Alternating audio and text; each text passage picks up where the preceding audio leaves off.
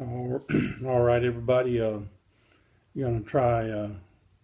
I'm recording in a instead of my computer. I'm sorry. Instead of my phone, I'm using my pad. See if this works a little bit better. But again, as I sent a message to you, and the reason I'm looking off to the side is I've got your PowerPoint over here to my right side.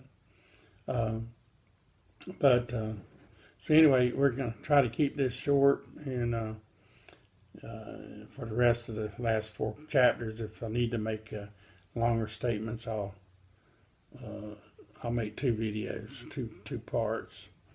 But looking over the PowerPoint, looking over what we have to work with, I'm not going to.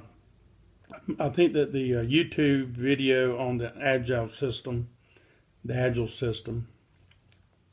is very good, and everything that the narrator is talking about in that video is right on. So I'm not going to go over it. I may make it sound, I may contradict her, or say something that may confuse you, and I think she does a great job in laying that out. Also, the one on Robert Merton you have there, and so I think you got some good tools there for our purposes to study for this. So what I like to do is just say a few things in general, about the orientation of functionalism, Parsonian functionalism, and Merton. And so I'll just touch base with that, just a general sort of overview, and I also want to point out some of the critiques of the theory, and then sort of set it up to compare it, be able to compare it to the conflict perspective, which is our next chapter that we're covering, and see if we can get to it today as well. But functionalism, we talk about Parsons' work, as you've read there, he was at an elite institution for most of his life there at Harvard University. He became a very abstract theorist, and probably one of the last attempts to do an overall picture of society, grand narrative, was Parsons' work on functionalism. Merton tries to ameliorate that to some extent by developing what he calls as mid-range theorization, so that the theory could actually be used in a research fashion, so that research hypotheses could be developed from these very abstract theory that we see with functionalism. The structural functionalism, again, the father of structural functionalism was Emil Durkheim, said that within the theory, the overall theme itself is on how is order produced in a society, in a complex industrial society. How is that order maintained, sustained? And how is it? What are the mechanisms that produce that order within that complex society? And how does it reproduce itself? That is, how does the society reproduce itself from generation to generation? What are the sociological mechanisms through which that happens? And so that theme is found first in Durkheim, his concern with order, and it's the central focus of society within structural functionalism. Structural functionalism looks at how the larger structures of our society, and in Parsons' case, the institutions of society, right? So the institution of, say, the family, the institution of religion, institution of the political institution, the economic institutions, right? And other institutions like the police force, the military force, And a big one today, the role of the media as an institution of our society. For Parson, all of those work are like, he used the analogy of society as being like a physical organism. He borrowed from biology this notion of looking at the organism as a whole and looking at its interchangeable parts, not interchangeable, it's interdependent parts that make that organism function in an orderly fashion. So instead of body parts, Parsons inferred that there are these institutions that work when they're well oiled and working well with each other, supporting each other in an orderly fashion. At the other end, it produces orderly, conforming we individuals to carry on for the next generation and recreate those institutions, maybe modify them to some extent. But the main concern is with order. It's a very scientific type of orientation. It's just concerned with keeping the order, and when things go awry, what kind of mechanisms need to be put in place to bring back order. So in graduate school, I had a professor. He called structural functionalism the law and order theory, because it really maintains its interest in how that structure is maintained and that it survives. The question it does not ask, as it does in conflict theory and in Marx, is the both the social justice questions. Yes, the conflict theorists would say, yes, order is established, but in whose interest? This is always the question from the conflict perspective. In whose interest does this ordering serve? Somebody must be benefiting from this order for it to continue, and some others must be not benefiting from the arrangement. Somebody's being exploited by the social arrangement. So that's the difference, is it does not ask questions. One of the major critiques of functionalism is that it does not ask questions about the power arrangements in society, how power works in society such that certain groups get more than others. The social justice questions of our time, dealing with social class inequality, racial, ethnic inequality, social inequality, and the inequalities surrounding gender and many other areas of everyday life. Those questions are not asked so much by functionalists. They want to know how the system, so they take for granted power. And for example, I'll give you an example of how Parsons and other functionalists talk about the class system, for example. We know that certain people end up in these higher paying positions. Others are in the middle, so to speak, and relatively, and then there's others who are down near the bottom of society. And the functionalists would say that their theory is that the cream rises to the top. So it says that the class system and the occupational scale that we have, it's functional in that the individuals who strive, who work hard and put in the years of educational training, they deserve to have those higher notched, higher paying occupations such as surgeon, or being a senator, or being a lawyer, being a doctor, being a general. Those higher end income types of positions are will naturally sifting out the people in the society, those who have that high motivation and the willingness to sacrifice today for tomorrow. Those individuals need to have the higher merits and higher pay, because they deserve it in terms of reflecting all the discipline and effort they put into getting there. And so it says that naturally those people with those kinds of talents and effort, they'll end up in those positions, and they'll fulfill the needs of society. They'll become the elite. Then others who maybe get a college degree and not really interested in going on for professional types training. They'll end up filling those middle class jobs, high school teachers and social workers and you name it, police officers, and a whole range of middle class positions. People just naturally fill those up, and those individuals are functional in the sense that they are continuing the functioning of the system. Those at the bottom, well, they don't really, the functionalists don't moralize about it. They ask the question: if poverty continues to exist over many decades, over hundreds of years, it must be playing some kind of positive function in society.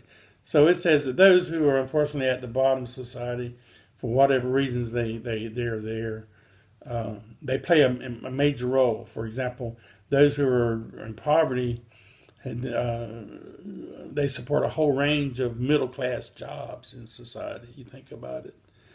Police, social workers, mental health workers. There's a whole range of middle class college education jobs that you have to have a college degree for, that in some ways live off the backs of the poor. Without the poor existing, those jobs would not exist. And but for functionalism, it says that also the poor act as a kind of symbol to others in society who may have the inclination and the talents and the will to move ahead in life. So they become a group that I don't want to be like these. I don't want to end up like these folks. I want to strive and move up.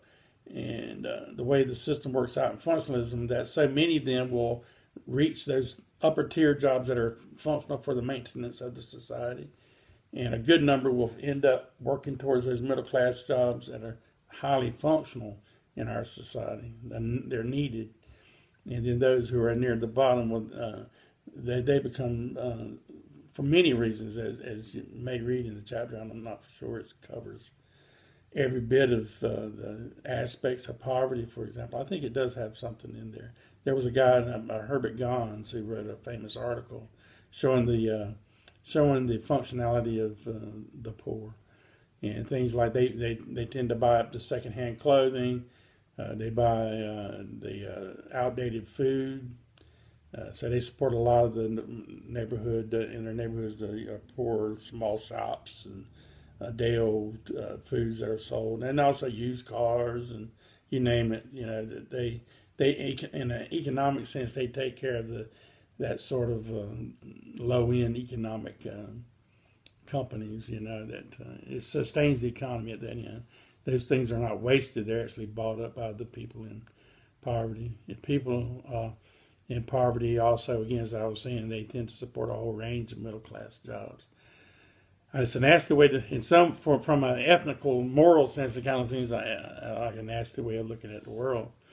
But it's not, it is science because it takes a very scientific, hands-off position towards studying society. Here's society as an object, like a biological organism. Those institutions of that society must function in order to keep that organism alive. So what are those functions of there? That's the main question: is how does this phenomena function in this society? How does it function with the other institutions so that the business of society can be done? So, his main concern is how that society survives and through what mechanisms. Again, it's hands off. It's not like the conflict theories. It doesn't hold its political perspective, out on the cuff, whereas conflict theory does. Conflict theory, and Marx is the father of conflict theory.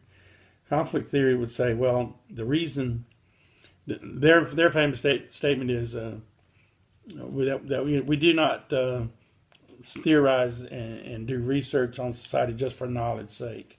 The point is to change it. The point is to change society. And in that statement, the theory takes on a political, social justice, moral, ethical position. That just because something's functional doesn't mean that it's right. And that's not really the questions that... Now, saying that, the functionalist perspective has been, first of all, it was the most important sociological the dominant sociological perspective for for a long time, from the 1950s, late 40s, 1950s on up into through the 60s, all the way up to the late 1969, 68, 69 was the years it really started changing. By the early 70s, it was beginning to lose some favor, and as the years have gone by, it has lost still more, though it's been going through a revival. But with the advent of the civil rights movement, with the advent of the Vietnam War, then the advent of the student movement against the war, and the whole youth movement, and at the time, beckoning for social change. Everybody was wanting to bring about social change. And in sociology, at that time, sociology, you may find it hard to believe, that sociology was the number one major on campuses at that time. And so students were eager to get into sociology to try to find out theories that would help them change society, because that was the mindset at the time. And so thus structural functionalism began to lose its hegemony, its top position as the mainstream theoretical perspective. However, in more recent years, over the last decade or 15 years, there's been a somewhat of a revival of functionalism. It's called neo-functionalism, and they've tried to change some of the blind spots, some of the theoretical political biases in the theory.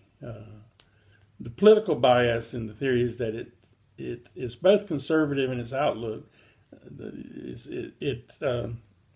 It's biased towards, it favors the power structure as it is. It doesn't ask questions about how power is distributed. It doesn't moralize about that one group, the 1% of those at the top don't deserve all that wealth and rest having to do without kind of notion. It's more of that's where they are and that's where they deserve to be. How does this system preserve itself? So in that sense, it's got a conservative to conserve the system as is, and that's why it's called the law and order perspective. So in that sense, then it does have. However, it's also liberal in ways, because for many years the theory and some of the theories and that have been put forth have become the basis of political policies. Governmental policies are based in this notion of this overgeneral notion that problems exist, and where there's dysfunctions, we can put programs into place. What kind of programs will help to solve this issue? So if there's a high unemployment, what can we do? Put in policies put in place to help to remedy that problem. That is, there's a sickness within the organism. What policies do we need to heal that area so that we can bring back that functioning whole? To keep it well oiled. And so a lot of reforming types of government policies have been put in place to help remedy issues of like family breakup, family issues, drug abuse, and youth offenders, and this kind of thing have been informed by the theory. So go ahead and study Parsons' work on social action, his agile system, and his other main ideas. A lot of his work is on some main contributions is that it has produced is in the area of looking at the theorizing about the role of social statuses and how we as individuals are socialized through these institutions. And it's also a model that is determinative. That is, it's like Marxist theory and conflict theory, it's a top-down model. So it's the larger institutions of society that determines, we say today's shape, but really the theory takes this notion that we individuals at the everyday level, our lives, our values, our norms and beliefs come from these larger institutions, and they kind of pretty much determine our behavior. I know that sounds robotic, but that's the way it takes care of individualists. The whole ambiguity of social life is sort of weeded out of the theory by saying, oh, most human behavior is highly predictable. If we can know what kind of family structure you grew up in, community, social background, just looking at that tells us what we need to know about you. From there we can pretty much infer your values, your beliefs, your outlooks on life. Not true to a great extent, but their main theorizing is about these larger structures. And so they see that our everyday human behavior is pretty much a product of those larger structures as we are socialized through growing up through these institutions.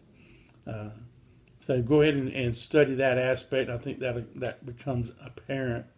Then you can look at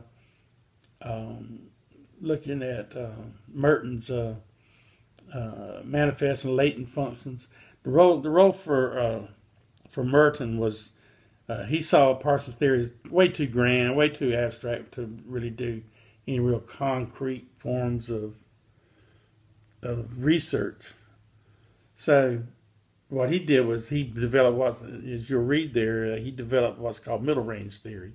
He brought some of these pie in the sky notions, like the Agile system, he brought those down into what he called a middle range, where that is what he's talking about is being able to take to create some more concrete hypotheses out of these grand theorizing, generalized areas of Parsons' work, so that we can actually get at something concrete in the real world. Because after all, sociological theory, if it's not useful as a research, and being able to do research by drawing theoretical hypotheses from it, then it's really no more than just hearsay. It's no more than kind of a philosophical system. But sociological theory has to tell us about the real world. That's the usefulness of the theory. So Merton was able to do that by theorizing more in the middle range. It's not so abstract. It's not so. He's not trying to answer everything. He's trying to delimit areas that can be empirically studied, so that to give the theory more credence, if you will. And you see this with his manifest and latent functions. So study the manifest and latent functions of things, and look at the examples they give you of these, and that'll be a very important aspect to study. So that's my basic overview. If you have any questions about the theory, again, you've got some YouTubes I've provided for you to help you understand some of his more abstract ideas, and the Agile system is well explained by this narrator that you have there on the video. And also there's a video on manifest latent functions. So check those out. And now what I'm going to do is load this one up, and then go ahead and start on the conflict theory video, and I'll send that one along to you as well. Alrighty then.